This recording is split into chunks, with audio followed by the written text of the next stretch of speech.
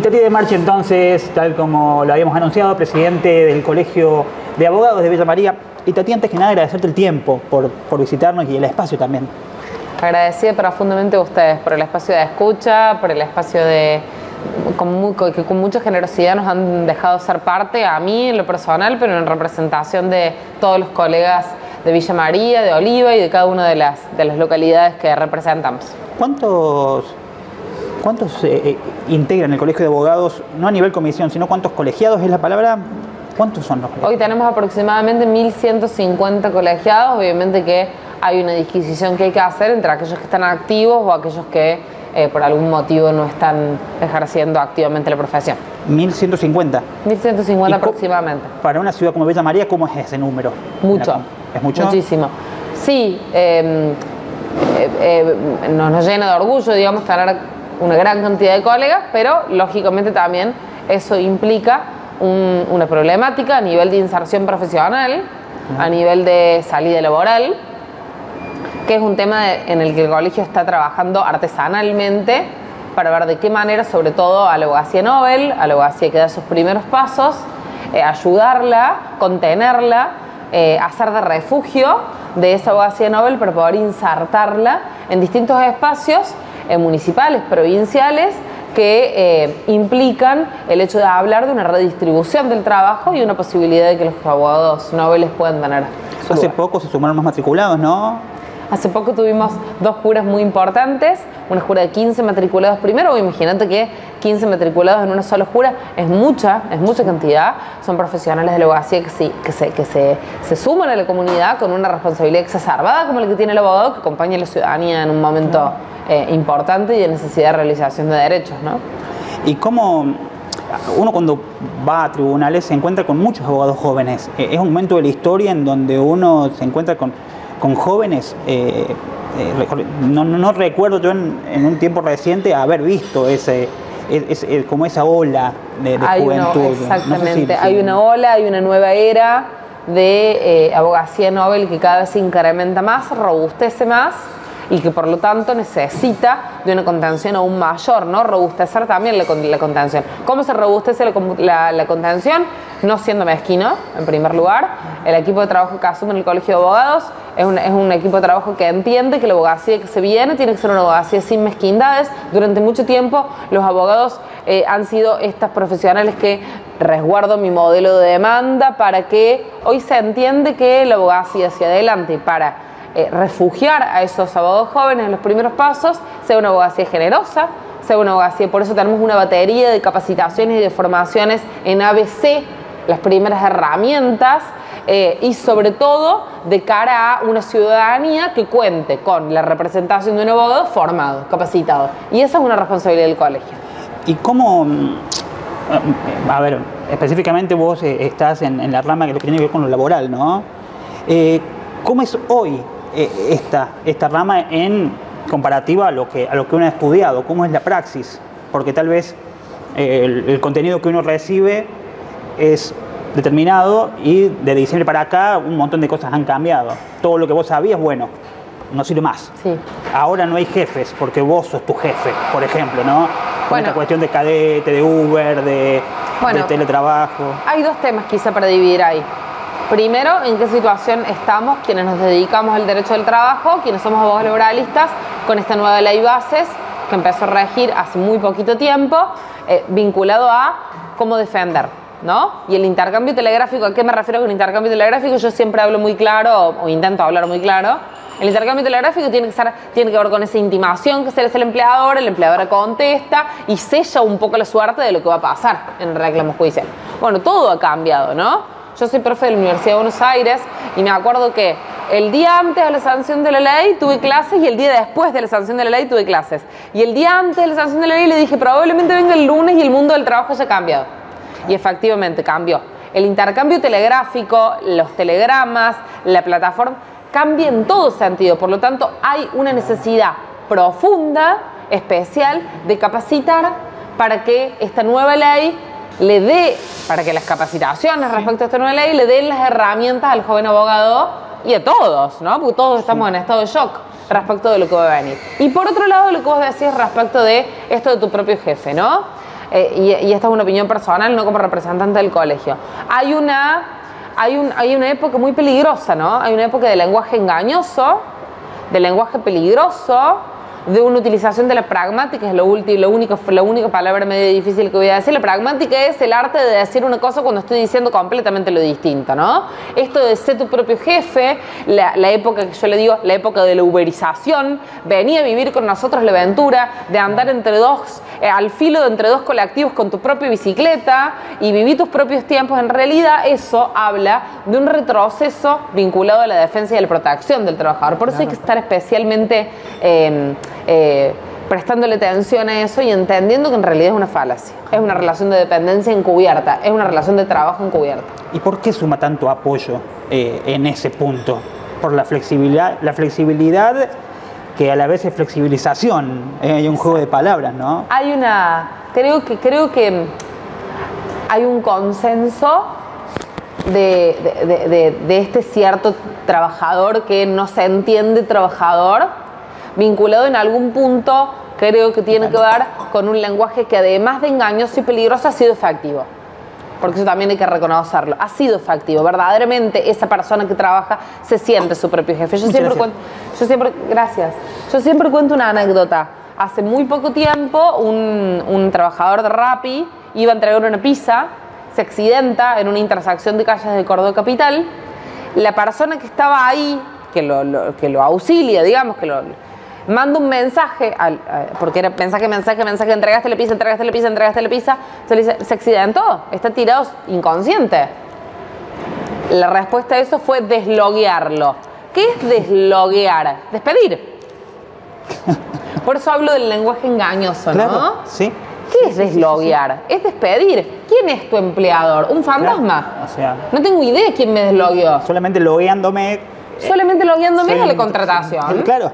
Y el desloguear es el despido, ¿no? Entonces, por eso digo que desde todos los actores, desde ustedes, desde los trabajadores de prensa, desde nosotros, tenemos que dirigirnos a la comunidad de manera clara y sencilla, diciéndole, sos un trabajador en relación de dependencia. Eso no quiere decir, perdón, y con este término, ¿no?, que en nuestro sistema, en nuestro ordenamiento jurídico existe la libertad sindical. Uno puede asociarse a un sindicato, no asociarse o desasociarte. ¿Sí? Sí. Eso no quiere decir que uno tenga que estar en un sindicato sí o sí.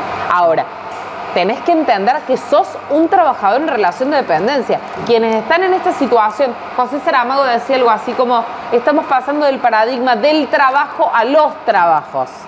¿Sí? Ya nadie entiende que va a estar en un trabajo hasta que se jubile. ¿Sí? Es muy raro. Una buena pregunta para hacer en la uni, por ejemplo. Claro. ¿Se imaginan que con este trabajo, acá nomás? ¿Se imaginan que con el trabajo que tienen hoy van a jubilarse? Claro. Ese esquema se ha roto. Bueno, se ha hecho una estadística. Yo soy investigadora con la Organización Internacional del Trabajo. Se ha hecho una estadística y una gran mayoría, el 80% de los trabajadores creen que no van a jubilarse en el mismo trabajo en el que están, ¿no? Pero eso da lugar y da la posibilidad a muchísimos discursos falaces, engañosos. Está bien, perfecto, podés no jubilarte en el mismo lugar, pero digo, loguearse es contratar, desloguearse es despedir. ¿Sí? Y además ese trabajador no tiene aseguradora de riesgo de trabajo. Volvamos al ejemplo de ese trabajador tirado en la calle. Lo desloguearon y no tiene obra social, no tiene RT, quedó inconsciente. ¿Qué fue del futuro de ese trabajador? ¿Me explicó? Sí, y en ese punto, con el juego de palabras, también viene otra palabra que se usa mucho en tiempos de ideas neoliberales, que es modernización en lugar de reforma o en lugar de otra palabra que fuera directa o sincera, ¿no? A mí eso en lo personal, voy a utilizar una ironía, me da mucha gracia. Porque para no utilizar la palabra reforma laboral con todo lo que implicaba en otros tiempos las reformas laborales, se utilizó modernización laboral. Sin embargo, no hay un artículo de toda la ley que se dedique a el impacto terrible que tiene la inteligencia artificial en el trabajo. Digo un ejemplo, ¿no?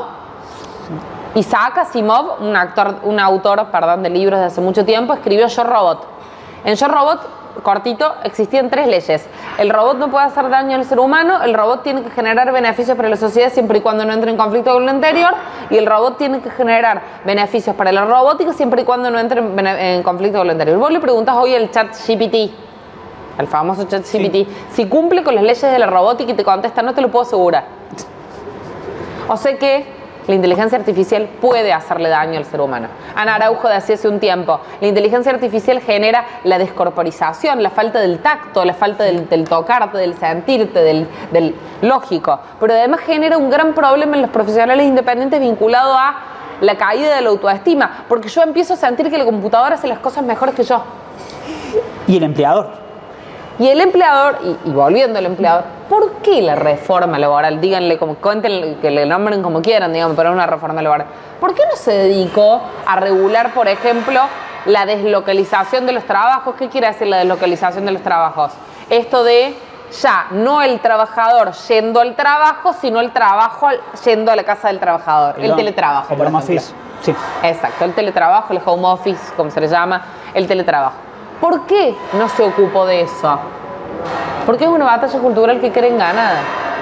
No. Porque como vos decías, ¿por qué hay un gran consenso respecto de... Ellos creen ganar esa batalla, por eso no se ocuparon de la modernización. Y nosotros tenemos una gran responsabilidad en ese sentido. Y en ese punto, cuando hablamos también del empleador, algo que se repite mucho hoy, cuando te ofrecen un trabajo, en ciudades como Villa María a veces es más fácil encontrar trabajo por medio de un conocido que directamente llevando un currículum. Eso totalmente suele suceder. Totalmente. Y una de las, en el caso de los que trabajamos en este tipo de trabajo, que es la comunicación, nos dice, mira, yo lo podría hacer con inteligencia artificial a esto, pero me gustaría que estés vos para verlo un poquito. Entonces ya ahí ingresás como que sabés que entras perdiendo. A competir con la inteligencia artificial. Entras a competir con un ente tecnológico. Y también es un limitante, porque por más que vos hayas estudiado o te hayas preparado, competir contra algo abstracto. Yo siempre digo que el trabajador lo pone, es una frase muy mía, que el trabajador lo pone en una guerra de los fierros. ¿Claro? ¿Por qué? Cuando vos vas a contratar a un trabajador para un teletrabajo y le decís y pones tu propio compu, el que esté con una situación de una compu mejorada respecto de otro, claro, está en una situación de currículum, aunque tenga todos los papiros y todos los antecedentes, se compite con la compu. Y con la conectividad que tenga en su domicilio, porque totalmente. La empresa a veces no se hace cargo de la conectividad de la persona. Pero además aclaremos, en los grupos familiares de la Argentina, el centro de la terminal de computación no se utiliza solamente para el trabajo de una de las personas de la familia, se utiliza para recreación, se utiliza para juegos para los niños, se utiliza para... O sea que no hay una central de computación, más de una central por grupo familiar muchas veces. Bueno, eso se descubrió durante la pandemia, ¿no? Cuando a veces se le daba tarea a los chicos para que la hagan a través de los teléfonos, te encontrabas con que el padre, la madre y el hermano usaban el mismo teléfono. Claro, y uno organiza para trabajar. Y ahí asimilamos la carencia que hay en cosas que uno piensa naturalizadas, porque uno piensa que porque uno tiene el teléfono, lo tiene todo el mundo. Y ahí ese es el momento de darse cuenta o de comprender la diversidad. Exactamente, exactamente. A nivel social. Hay un mito que se repite siempre y que hay gente que, bueno, Canal 20 llega a más de 50 localidades del interior. Y hay un mito que siempre se repite y tal vez en los poblados más pequeños aún más, que es que en una relación laboral, si vos vas por lo tuyo que te corresponde mediante la vía judicial, quedaste con una marca de por vida en la frente que nunca más vas a salir adelante, vas a encontrar nada, vas a terminar en la desidia total. Bueno, ¿cuán cierto es un gran tema? ¿Cuán cierto es eso? Es otra falacia. A mi criterio, si me permitís, es otra falacia, es otro lenguaje engañoso, que ha sido bastante efectivo en este sentido de, a mí no me ha pasado, yo soy abogada laboralista hace mucho tiempo, mi madre, a quien admiro profundamente, mi padre, a quien ya no está conmigo, pero admiro profundamente, han sido abogados laboralistas toda la vida y nunca nos ha pasado que dejen de contratar a un trabajador. Bien. Obviamente, con un currículum, con un desempeño, nunca me ha pasado por un reclamo judicial. Al contrario, Al contrario, ese trabajador muchas veces por no reclamar su indemnización queda en una situación de desventaja o perjudicial y jamás esta lista negra, ¿no? Claro, de eso se habla. Esta lista negra no existe. No sé cuántos años tendrá ese. No existe, porque como volvemos a lo mismo, ahora resulta que esta reforma llamada modernización laboral extiende el periodo de prueba de los 3 meses que tenía a 6 meses o en algunos casos hasta 8 meses. Digo, se me ocurre, ¿no? Perdón por lo coloquial. Sí. Hay que ser bastante poco eficiente para necesitar más de 6 meses para evaluar un empleador, porque también el periodo de prueba es para el trabajador, para evaluar si estoy bien con el empleador o para que el empleador evalúe al trabajador. Entonces digo, al final, esta lista negra, tenés 6 meses para probar un trabajador y despedirlo sin indemnización. ¿Cuál es la lista negra? Claro. Sí. No existe. Es que hay un mito tan grande y tan arraigado que cuando uno le aconseja a un conocido que accione esa vía por lo que le corresponde, siente que no va a poder conseguir trabajo nunca más si lo acciona. Eso no es así. Y creo que es un mito que ha crecido mucho y que nunca se termina de clarificar. No sé cuántos años tendrá. Eso no es así por la sencilla razón de que no existe, y está comprobado estadísticamente, y también esto ha sido parte del proyecto del trabajo con la Organización Internacional del Trabajo. No existe, comprobado científicamente, ningún registro de trabajadores malos. O de trabajadores no existe. Como empleador no puedo entrar a una base de datos y ver no si existe, este muchacho... de ninguna manera, no existe. Perdóname la insistencia, pero ¿no? Es para me parece súper importante lo que me estás preguntando. No existe, porque a mí me pasa algunas veces en el estudio, me dicen, ¿y qué pasa si no existe? No existe ningún tipo de registro vinculado, y el trabajador que quiere ser... El empleador que quiere contratar un buen empleador lo va a contratar, aunque tenga un reclamo. Y lo he visto y lo veo todos los días en el estudio. Y en este punto, y en este momento de la historia, las demandas en ese nivel han mermado, se mantienen igual, han aumentado con la ley bases. Han aumentado. Sin ninguna duda han aumentado. Porque los planteos de inconstitucionalidad van a empezar. ¿Qué quiere decir la inconstitucionalidad? Decir que lo que determina la ley bases en un montón de articulados va en contra de la Constitución, que es la que determina los derechos más importantes de la sociedad, sí, para que se entienda. Bueno, hay un artículo concreto que a mí me interesa puntualizar, digamos, por ejemplo, el de trabajadores colaboradores. La ley bases habla en un artículo de la posibilidad de que un trabajador independiente, un profesional independiente como yo, como cualquiera de los abogados, como la gran mayoría de los abogados, tenga la posibilidad de contratar a otros trabajadores colaboradores independientes, ¿sí? Sí. Y el artículo concretamente dice, y no existirá ningún tipo de relación de dependencia entre ellos, ¿sí? Digo yo, si yo soy una pyme y tengo ganas de contratar a alguien en relación de dependencia, ¿qué pasa con ese artículo que me lo prohíbe? Va a venir en picada los reclamos, porque en definitiva me está prohibiendo algo que puede pasar y que además no depende de que la ley lo diga. Hay un montón de otro articulado que no se ha derogado que determina cuándo hay relación de trabajo, cuándo hay relación de dependencia. Por lo tanto, yo no puedo decir, no va a haber, porque hay otros articulados que dicen cuándo hay. ¿Me explicó? ¿Y a qué interés responde esto? Y bueno, yo creo, opinión personal de nuevo, sí, no como representante del colegio, yo creo que... te hago un pequeño paréntesis.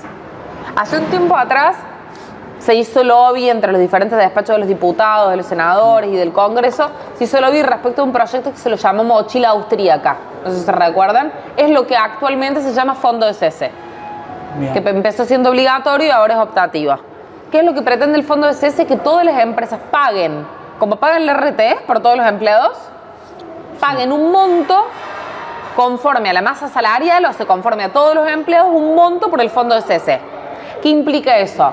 Que la empresa puede despedir, el trabajador puede renunciar, y no importa por qué lo despidió, si con causa o sin causa y demás, todo el porcentaje que pague mensualmente, el trabajador balances, saca ese monto y se lo lleva. Yo recuerdo el año pasado o el anteaño pasado un diario de tirada nacional que trajo como suplemento... Teddy Cargosian, el empresario textil, fue el que organizó. Bueno, ahora se fue el gobierno con mochila y todo, digo yo. Sí. Venía un suplemento extensísimo, 16 páginas de haber tenido. Exactamente. En papel color, que se distribuyó por todo el país. Eso. Pero siempre con lenguaje claro y sencillo, digo yo, cuando se habla de una mochila, alguien carga la mochila, alguien la descarga. Inevitablemente. La mochila o queda ahí o alguien la carga y la descarga. ¿Quién carga la mochila? ¿Quién carga este fondo de cese? Sí. Las pymes, por ejemplo. A las pymes le pretende sumar un costo más. Las pymes están sufriendo. Necesitan reducir costos. Necesitan reducir contribuciones y aportes porque no es lo mismo que pague una pyme, Pirulo y compañía, que tiene 4 empleados, a que pague una multinacional como Pérez Compán, por decir un nombre, Sí, ¿no? sí. No es lo mismo. Entonces digo, si no es lo mismo, ¿le vas a cargar un costo más? Y pensemos también, ¿sobre quién cae también la mochila? Sobre el trabajador, porque la idea de la indemnización por despido es disuadir el despido. Es que al empleador no le convenga despedir. Por eso existe la indemnización por despido. Claro. Pero además hay una persona más que carga la mochila, el ANSES. Porque si la empresa no pudo pagar ese mes el monto del fondo de cese, la empresa no pudo. Lo retuvo del trabajador, pero no le pudo ingresar al ANSES. ¿Qué va a pasar con el ANSES cuando el empleado venga, el trabajador venga y le diga, bueno, me he ido de tal empresa, necesito recuperar el fondo de cese? Y el ANSES al ANSES no le haya ingresado ese monto. ¿Quién paga? Entonces, al final, ¿estamos protegiendo al Estado? Y me acuerdo, y hablando de multinacionales, me acuerdo que hace 15 días salió una nota de una empresa que trabaja en Villanueva, que es multinacional, que está comenzando o lo que aseguran desde el gremio es que están moviendo a empleados a tareas en las que no son idóneos, sobre pretexto de si no te gusta te vas porque tengo un montón de currículums acá arriba. Y decían ellos que no se podía accionar ninguna medida porque cualquier medida que se accione que ellos puedan hacer por fuera del convenio de trabajo generaba una razón para que sea un despido. Eso es una mentira absoluta. Cualquier variación en el trabajo que implique una modificación esencial, ¿cuál es la modificación puntual que le planteaban? ¿Modificación de puesto? Una modificación de puesto. Una persona, no quiero equivocarme, pero una persona que trabajaba, por ejemplo, recibiendo la materia prima, enviarla a una zona de maquinaria, de producción directa. Bueno. Cualquier modificación esencial en el contrato de trabajo, ¿a qué me refiero esencial?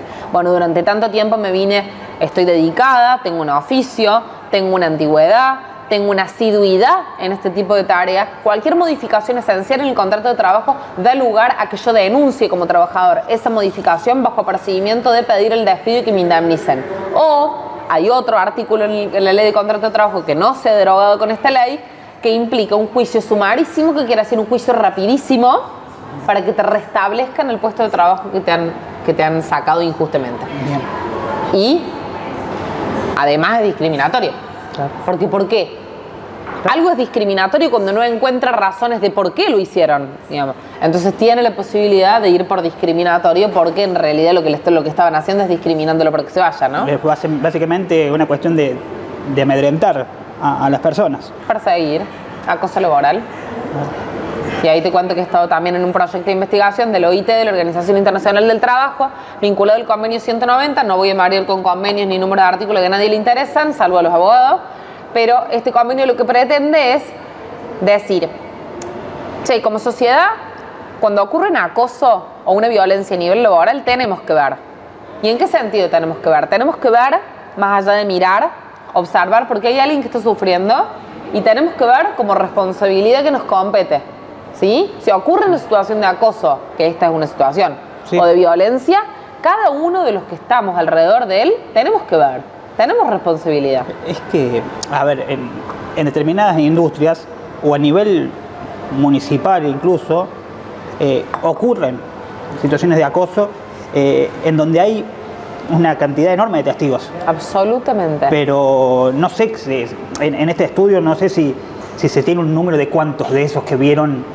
El 53% es el síndrome, se llama el síndrome o el fenómeno de los testigos mudos. Bien. ¿Por qué los testigos mudos? El 53% de las personas a las que se les consultó si habían sido testigos, si habían presenciado alguna situación de violencia o de acoso, dijeron que sí. Y cuando se les preguntó por qué no lo denunciaron, contestaron por miedo a la represalia, por miedo al despido, por miedo. Por eso es tan importante el sector de denuncias anónimas y que el sector de denuncia por acoso o por violencia sea apartado del sector de denuncias habituales. ¿Por qué? Porque en los trabajos se suele dar eso de lo habitual, de ¿viste lo que pasó con tal? Es lo normal. Sí. ¿Viste lo que pasó con tal? ¿Viste lo que denunció tal? Por eso el sector de denuncia de acoso y violencia tiene que estar separado del sector normal. ¿Y en la cuestión género? Bueno, y en la cuestión género, por algo el convenio 190 que habla de acoso y de violencia en el mundo laboral, habla específicamente del grupo más postergado, que es el de las mujeres, ¿no? Se entiende, hay estadística que el 80% de las denuncias y de las situaciones de acoso y violencia siguen siendo a mujeres y a diversidades. ¿80%? El 80%. Por eso se dice que este convenio que habla de acoso laboral tiene olor a aroma de perfume de mujer. Porque hay un montón de grupos postergados en la sociedad, pero siguen siendo mayoritariamente las mujeres. Es decir, que todas las... que todos los entes, industrias, empresas que durante la época del mes del orgullo suben a sus redes banderas y se prenden y después durante el resto del año no accionan de determinada manera tal como se lo espera, por lo menos en sectores intermedios de poder. Yo lo que puedo decir es que las empresas tienen una responsabilidad social especial. Sí. Y que lo que hay que entender hacia las empresas, y muchas empresas lo están entendiendo y lo vienen practicando hace mucho tiempo, y esto me parece súper importante. Hay un lugar al que el trabajador o la trabajadora no pueden dejar de ir, porque no pueden dejar de comer y no pueden dejar de llevarle comida a casa. No. Es el trabajo. La persona que trabaja, que ha sido víctima de violencia, de acoso, hay un lugar al que no puede dejar de ir, que es a laburar. Sí. Entonces, la empresa es la primera caja de resonancia de ese acoso. Por eso, primero, los médicos laborales de las empresas tienen que estar capacitados en perspectiva de género y violencia, porque son los primeros que detectan. La mujer que está en una situación de violencia o de acoso psicológico, el primer lugar al que va es el médico. El médico tiene que estar capacitado para detectarlo. Y después la empresa tiene que entender que es la primera caja de resonancia, porque es un lugar al que la trabajadora no se puede esconder porque tiene que seguir trabajando. Y en esta cuestión de un médico o de alguien encargado de un gabinete de convivencia, por decirlo de alguna manera, prima en los espacios, ¿existe el espacio, existe un espacio en empresas? Debe existir. Pero... Debería existir. Pero no es algo común en todas. Ese punto. No en todas. En las empresas más grandes, en las empresas de mayor envergadura, sí. Volvamos de nuevo. Las pymes necesitan ayuda. Claro. Y esta reforma no miró las pymes. Generar un gabinete específico genera un recurso económico importante. Sí. Las pymes necesitan ayuda. Las pymes necesitan que los abogados laboralistas los miremos. Las pymes necesitan una reforma que los mire. Y esta reforma no los mira. Te cambio de tema porque hace un tiempo atrás, desde el Colegio de Abogados se había planteado una cuestión de accesibilidad con respecto a tribunales, al edificio de tribunales. Sí. ¿Cómo viene eso? ¿Cómo, si hay novedades respecto a esta situación? Sí, está trabajando, bueno, concretamente hago un antecedente. El edificio de tribunales es un edificio que hoy es una trampa mortal. Y no lo digo a modo significativo solamente o a modo de título que suene. Hace 10 años, cuenta 10 años la historia de Miguel Beglia, que no entró la ambulancia en el ascensor, y obviamente que yo no puedo decir que haya fallecido por eso, pero sí era un infarto agudo de miocardio que necesitaba llegar rápido al hospital, eso sí lo estábamos seguros. Hoy no solamente quienes somos abogados y quienes trabajamos y que somos parte esencial del sistema estamos en esta situación de peligro, sino la ciudadanía toda, ¿no? El Colegio de Abogados viene haciendo un reclamo profundo respecto a la ciudad judicial que merecemos, que urge, que se nos debe y que es impostergable. Pero mientras tanto necesitamos que ese edificio primero garantice la accesibilidad a todas las personas. El edificio de tribunales hoy no tiene rampa para personas con limitación funcional o con discapacidad. Bueno, hemos logrado que un grupo de arquitectos de la Administración General del Tribunal Superior de Justicia ya está trabajando, porque la rampa es muy difícil de construir, ya que es un edificio vetusto, pero están construyendo una salida alternativa, un ingreso, alternativo, con la señalización para que todas las personas con discapacidad puedan ingresar. ¿Hubo respuesta entonces a ese punto? ¿Y dónde sería esta entrada alternativa? Por la calle San Juan. Bien. El ingreso que tienen el servicio penitenciario, claro. ¿Te das cuenta? Claro, sí. Cuando uno le dice por atrás. Exactamente. Cuando uno dice por atrás y con la señalización necesaria y Bien. con la accesibilidad necesaria para las personas con limitación. Ahora, en el caso de las personas que han tenido que asistir a tribunales por diferentes cuestiones o medios que han tenido que ir a cubrir o haber participado de una audiencia, hay lugares que son infrahumanos o hay audiencias que, no sé, se hacen hasta, no me quiero aventurar a decir en un pasillo, pero se hacen en sectores donde no deberían ser. Hay 2 juzgados concretamente en que las salas de audiencia directamente no tienen cerramientos. ¿Qué quiere decir eso? Si yo estoy, por ejemplo, ventilando una causa en relación a un divorcio contencioso, sí, conflictivo, o una cuota alimentaria con niños y niñas de por medio, claro, se escucha todo. Claro. Hoy estamos en una situación infrahumana. Necesitamos realmente que de manera urgente infraestructura nos dé lo que necesitamos hasta tanto llegue la ciudad judicial que es impostergable y que merecemos. Por último, un tema que tal vez inquieta y que preocupa, que tiene que ver con la realidad de todos los abogados, es una noticia que se viene desatando durante este tiempo, que tiene que ver con respecto al rol de abogados y escribanos en situaciones como declaratoria de herederos, como divorcios. Vos lo vas a poder explicar mejor seguramente que lo estoy haciendo yo, porque obviamente tenés más idoneidad en esto. Mira, de vuelta, volvemos al inicio. Qué bueno volver al inicio de esta charla. Estamos atravesando tiempos de lenguaje engañoso, de lenguaje falaz, de no darle el derecho a la gente a entender. Empecemos por un primer punto. La gente no recurre a la justicia por placer.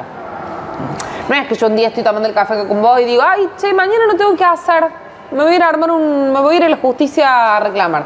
Cuando uno llega a la justicia es porque está atravesando un momento de dolor, por el motivo que fuera. Bueno, los divorcios y las sucesiones son 2 de las situaciones más difíciles por las que atraviesa el ser humano. Primero, porque en los divorcios hay algo que dejó de funcionar o hay algo que ya no me hace feliz. Y en el caso de las sucesiones hay un fallecimiento de un ser querido o de un ser allegado a mí, ¿sí? Y un montón de cuestiones que se derivan de eso. ¿Esto es una guerra contra profesiones? No, de ninguna manera. Pero sí es muy importante decir lo siguiente. Las sucesiones hoy se está pretendiendo, por un montón de proyectos y por expresiones públicas que se han dado a partir de distintos ministerios del gobierno, de pasar a la órbita de los escribanos las sucesiones que son judiciales. Digo, entonces, vamos, ya que estamos en tiempo de eslogan, tiremos un eslogan acá también. No va a ser más bueno, no va a ser más bonito, ni va a ser más barato el hecho de que el escribano haga la sucesión. ¿Por qué? Y me explico. Hacer un trámite en una escribanía implica un impuesto a los sellos gravoso. Hacer un trámite en una escribanía implica los honorarios que hay que pagar al escribano, que no es mi competencia hablar de eso, pero hay que pagarlos. Hay un hermano o un cónyuge o alguien dentro de lo que queda de ese ser querido o de ese ser allegado que debe dividirse, ¿no? Y siempre hay una persona en mejor situación económica respecto de otro. Entonces digo, si uno de esos hermanos, pongamos que son hermanos, ¿no? Si uno de esos hermanos está en mejor situación de pagarle al escribano, de pagar el impuesto y todo lo demás, ¿en qué situación queda el hermano que está desfavorecido?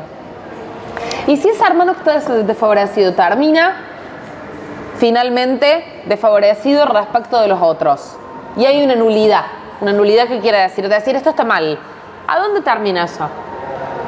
En la justicia. O sea que tampoco es más fácil. No es más fácil, ni es más barato, ni es más bonito.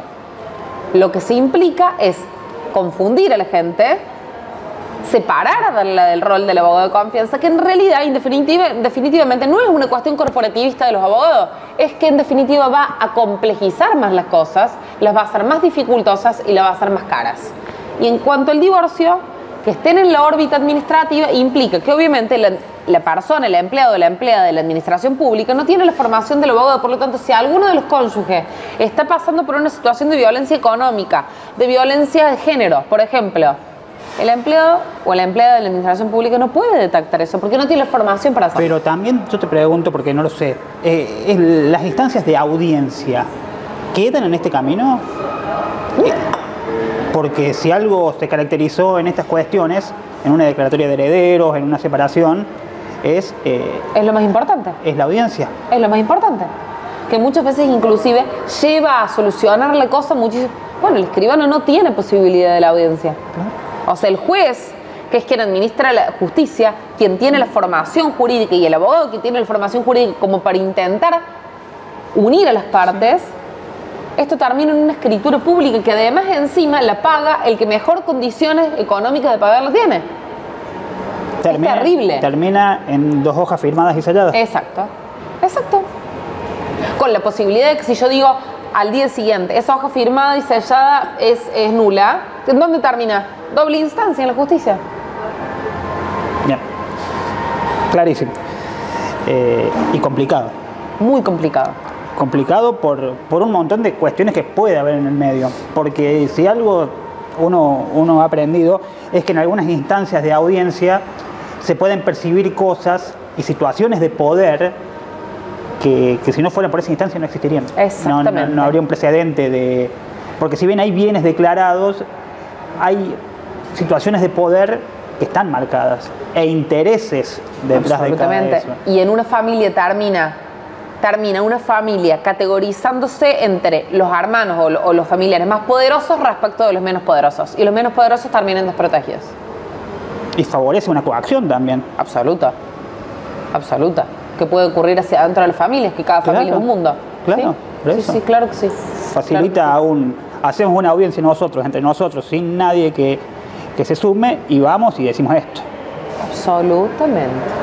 Pero en una audiencia, claro, la diferencia de que si es judicial, el juez tiene la posibilidad y la formación de detectar cuando alguno está turbado o de falta de voluntad, o está turbado de algún engaño, o está turbado. Todo eso no ocurre en una escribanía. No porque el escribano no tenga sus competencias, sino porque, como nos decían cuando éramos chicos, Antón Pirulero, cada cual atiende su juego. La última, actividades para el final del año que vengan o que tengan en el horizonte en el colegio. Bueno, fundamentalmente nuestra llegada a la ciudadanía. Bien. La columna radial del colegio, esto por lo cual te agradecemos profundamente en mi nombre y en nombre de todo el equipo y en nombre de todos los colegas, llegar a esto. Esto es nuestra esencial y primordial función. Llegar a la comunidad, explicarle, llegar a la ciudadanía, explicarle por qué no, porque esto no es así, porque explicarle todo, hay un tema que tiene que ver con que la justicia no ha sido cercana, no ha sido suficiente, ha sido una cofradía y ha utilizado un lenguaje cifrado.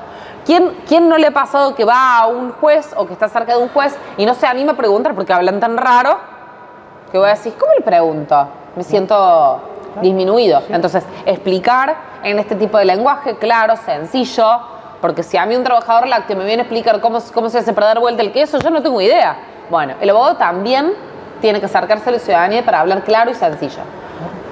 Inserción profesional de la abogacía novel. Estamos trabajando profundo y fuertemente en proyectos para insertar a los abogados, a los abogados jóvenes, a los abogados noveles, en realidad, en distintos lugares de la provincia y del municipio, en donde pueda ayudarlos a generar sus primeros reclamos, ¿sí? Y por otro lado, capacitación a full. Y por otro lado, y muy importante, la posibilidad de suspender los plazos procesales para los abogados cuando están viviendo contingencias y necesitan parar el mundo porque estoy sufriendo. Yo no me acuerdo, yo no me voy a olvidar más, cuando tenía mi niñito en la incubadora, en la ENEO, estaba contestando un escrito. Digo, yo no puedo como trabajadora también decir, che, aguántenme un poquito que estoy sufriendo. ¿Sí? Entonces, ese es otro proyecto de licencia que tiene el colegio hacia adelante. Buenísimo. Seguramente vamos a estar en contacto y Tati, agradecerte el tiempo. Agradecerte profundamente este lugar. Gracias. Muchas gracias por la generosidad. Y Tati de Marchi, presidente del Colegio de Abogados. Nosotros hacemos una pausa y seguimos por acá.